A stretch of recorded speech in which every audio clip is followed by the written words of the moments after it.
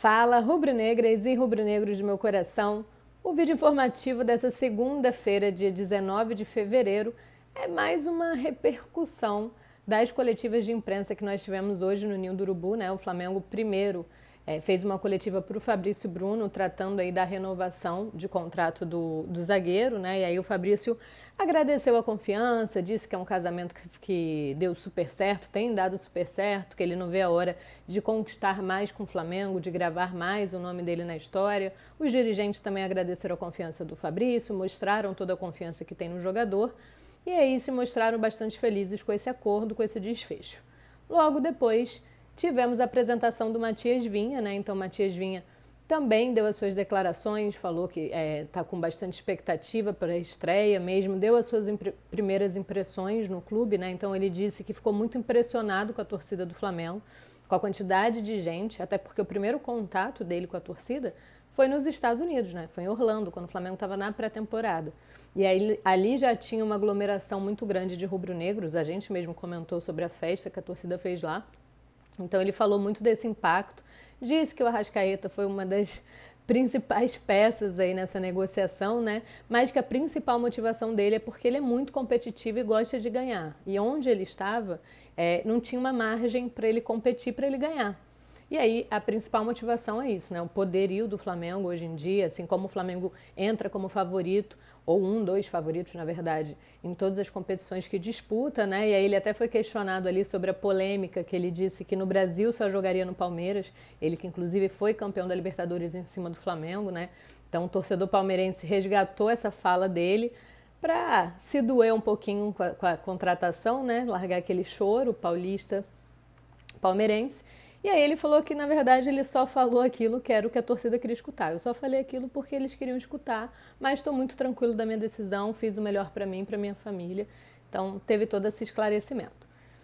E aí o que nós separamos aqui para falar nesse vídeo, na verdade, é sobre as declarações, principalmente de Marcos Braz, tá? Porque o Marcos Braz fala aí sobre a movimentação do Flamengo na janela de transferência, revela até um jogador misterioso que o Flamengo teve interesse e tentou negociar, fala da situação do Léo Ortiz, também dá uma cutucada em relação à questão orçamentária do clube e falaremos também, além dessas repercussões das aspas do Marcos Braz, com a atualização, teremos também a atualização do estado de saúde, né, do boletim médico do Gerson, tá? Que já tem inclusive uma previsão de alta. Antes, aquela historinha que você já sabe, né? Deixa o like aí, é muito importante pra gente, não custa nada. Eu sei que vocês estavam entretidos nesse meu início de vídeo, mas larga o like aí e compartilha esse vídeo com o máximo de rubro-negros também, beleza? Bom, vamos lá, vamos falar do Marcos Braz, porque ele primeiro diz que o Flamengo, em relação à movimentação na janela de transferência, tá? Quando o Marcos Braz e o Bruno Spindel estiveram lá na Europa para, enfim, até concretizar a negociação do Matias Vinha, tentou o Luiz Henrique nesse período também, que foi a que gerou bastante repercussão. O Marcos Braz revelou que o Flamengo tentou abrir negociações com um jogador que atuava em Portugal. O Flamengo já tinha ali, monitorava, ele tinha esse interesse e tentou abrir negociação, mas o jogador acabou vendido.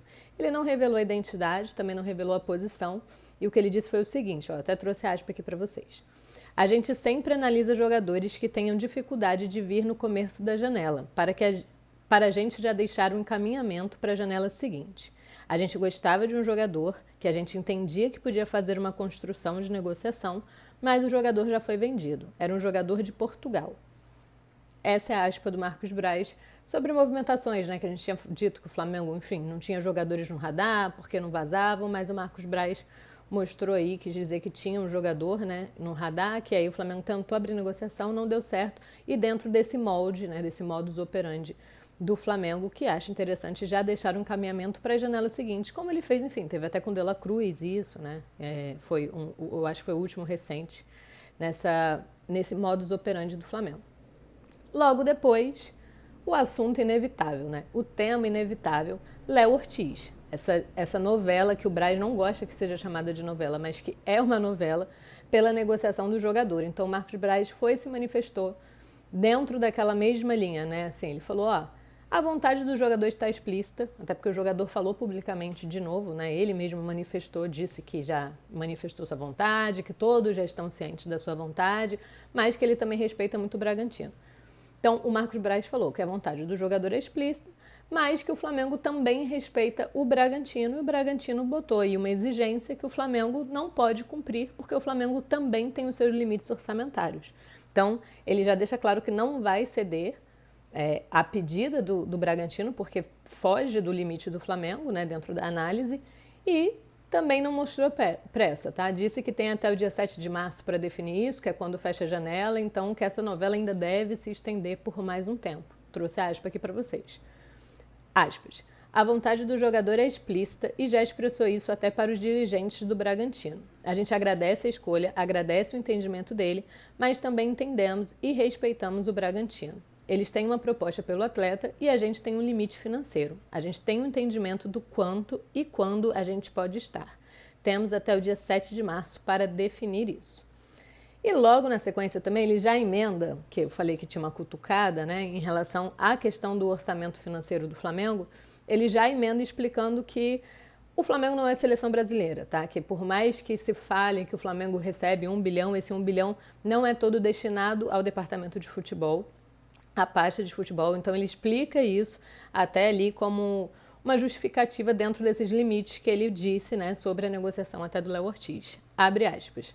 Aqui não é seleção brasileira, que aponta e o jogador vem, a gente usa e devolve. Aqui não é assim. Quando você traz um jogador, você tem que pagar, fazer contrato de 3, 4, 5 anos pelo jogador. Tem limites orçamentários para isso aqui. Falam do bilhão, mas ele não chega ao futebol. No futebol é algo em torno de 25 milhões por mês. No futebol não tem bilhão. O bilhão é do clube, que tem outras modalidades, fecha aspas. Então, essas são 3 falas do Braz que dizem aí muito dos grandes questionamentos dos últimos meses, né, das últimas semanas. Assim, a questão orçamentária, porque está diretamente envolvida nessa negociação, nessa novela envolvendo o Léo Ortiz, o Flamengo, o Bragantino, que já se estende desde o final do Campeonato Brasileiro do ano passado, né? O Flamengo, por vezes, esteve muito perto aí de fechar, de conseguir um denominador comum com o Bragantino. Agora já é um cenário um pouco mais complicado, até porque o próprio Pedro Caixinha do Bragantino já revelou que conta com um jogador para o decorrer da temporada, que nem cogita numa construção de time sem o zagueiro. O zagueiro também vem de um início bom de temporada, né? Teve aí um último lance que foi bastante criticado, mas vem de um início de temporada boa. Então, a situação é essa. A novela deve se estender, como o próprio Marcos Braz disse aí, tem até o dia 7 de março. Pelo menos também já faltam poucos dias, né? Já faltou muito mais. E aí agora o torcedor... Tinha torcedor que estava entusiasta demais, já não está nem muito aí para essa situação. Tem um torcedor que ainda entende que é urgência mesmo, que precisa fazer um pouco mais para trazer. Tem torcedor também que acha que esse valor que o Flamengo já se propôs a pagar é o limite também, tem essa concordância de análise, enfim. É uma novela que gera bastante debate e que a gente fica aguardando só o desfecho, né? Seja ele positivo ou negativo. A gente quer um desfecho sobre essa situação. Bom, por fim, falaremos aí de Gerson, né? O Gerson que está internado no hospital na Barra da Tijuca. É mais um desfalque confirmado para o jogo contra o Boa Vista, tá? Amanhã, no Maracanã, às 9h30 da noite. O Alan também é um jogador que já está com seu desfalque confirmado, ele foi diagnosticado com dengue. E o Gerson deu entrada no hospital porque ele está com um quadro de infecção renal, né? Então a previsão de alta é justamente para amanhã, terça-feira, dia do confronto entre Flamengo e Boa Vista.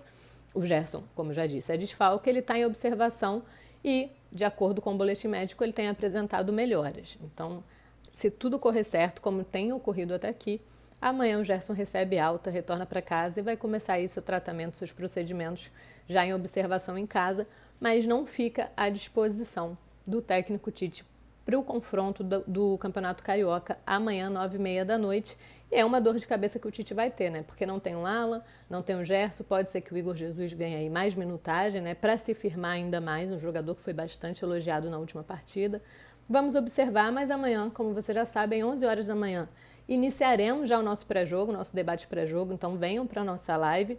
Depois teremos o próprio pré-jogo, né, dessa partida, mas nesse período também, no inicinho do dia, para vocês já começarem no pique de jogo do Flamengo, meu parceiraço Jonas Stelman vem com as principais notícias do Flamengo nessa terça-feira, pré-jogo já, né? Véspera hoje, pré-jogo contra o Boa Vista, beleza? Então até amanhã, 11 horas da manhã comigo lá, hein? Aguardo vocês.